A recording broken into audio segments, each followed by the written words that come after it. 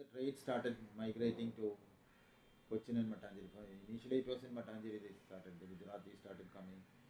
So in course of time the Maharaja also shifted to Matanjiri.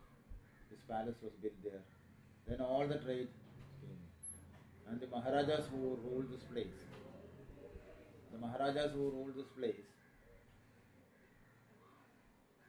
also ruled Kodungalur. So the tradition they had started in Kodungalur is the tradition of tolerance, where all sections of people who came from different lands, because it was a spice trade center, people from all over the world used to come to Kodungalur to trade. And the Maharajas who ruled for generations Cochin, they permitted these people to settle down in those places. So this coming of the Portuguese added a new dimension to not only the trade but in every section of our society. When the Portuguese started trading, the original traders here were the Arabs and the Gujaratis. When the Portuguese came, the competition started and then the prices went up. So when the prices went up, the production went up. In the hinterland, people realized that there was a lot of money in this, and they started producing more. And when they started production, the Portuguese were good at adding new techniques to these. All the Europeans have contributed in their own ways to our agriculture today. So the production went up in a big way.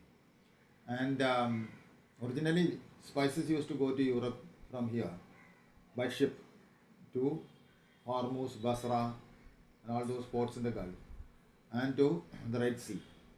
From there it used to go to Italy, and Florence and Venice are the two towns that prospered due to spice trade.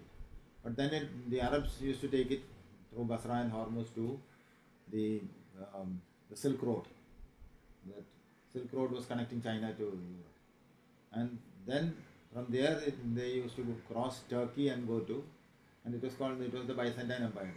The Byzantine Empire fell out with the Europeans, and they increased the taxes many-fold on what the OPEC did to oil.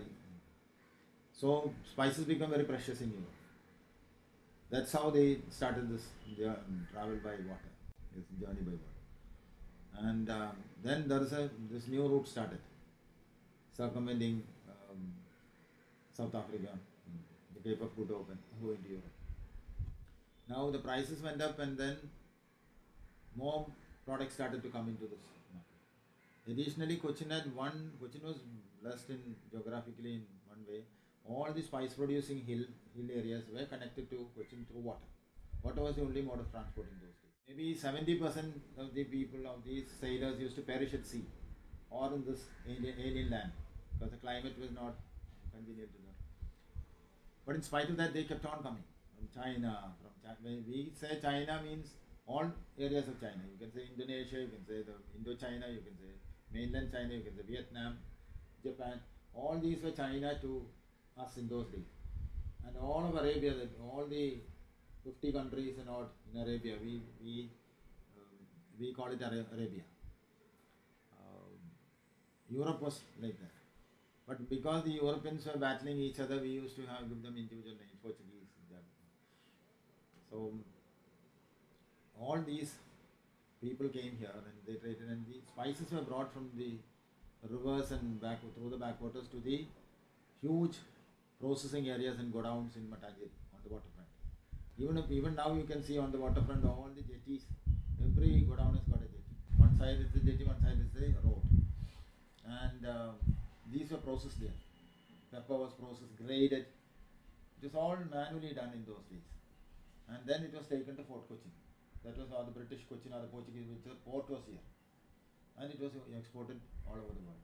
That's how the trade prospered. And when trade prospered, the Europeans, they wanted many other products in Europe that was in demand in Europe. But fortunately for us and unfortunately for them, those products would not grow in their climate. So they brought these products and tested here, because this was a very strong and very welcoming foothold they had here. The Europeans, they started these plantations. So if you look at it, the cardamom, maybe pepper, and cinnamon little bit, all all the other things that you see here now.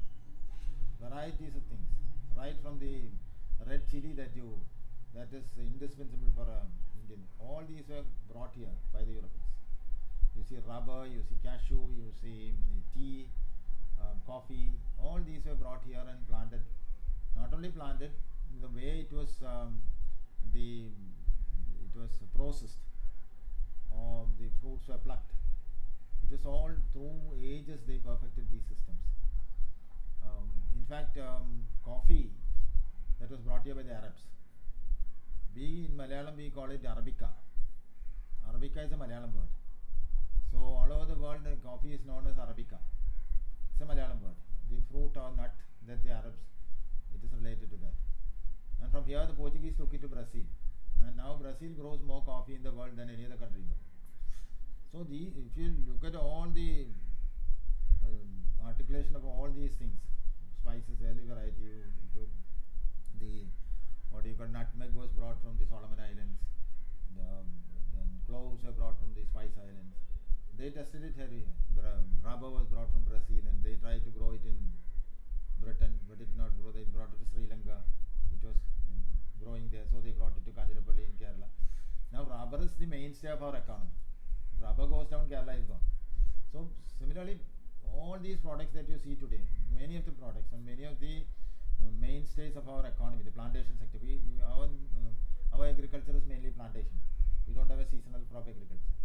And all these plantations were introduced during the European contacts, planted, perfected, and this trade also was made possible. The markets were developed all over the world. So if just 300 years ago, if you think if you meet, there is no cup of tea to share. There was nothing like that. All these tea plantations came up and the processing went up and the tea drinking. Now without a cup of tea, you can't imagine, or coffee. All those things happened in these period here.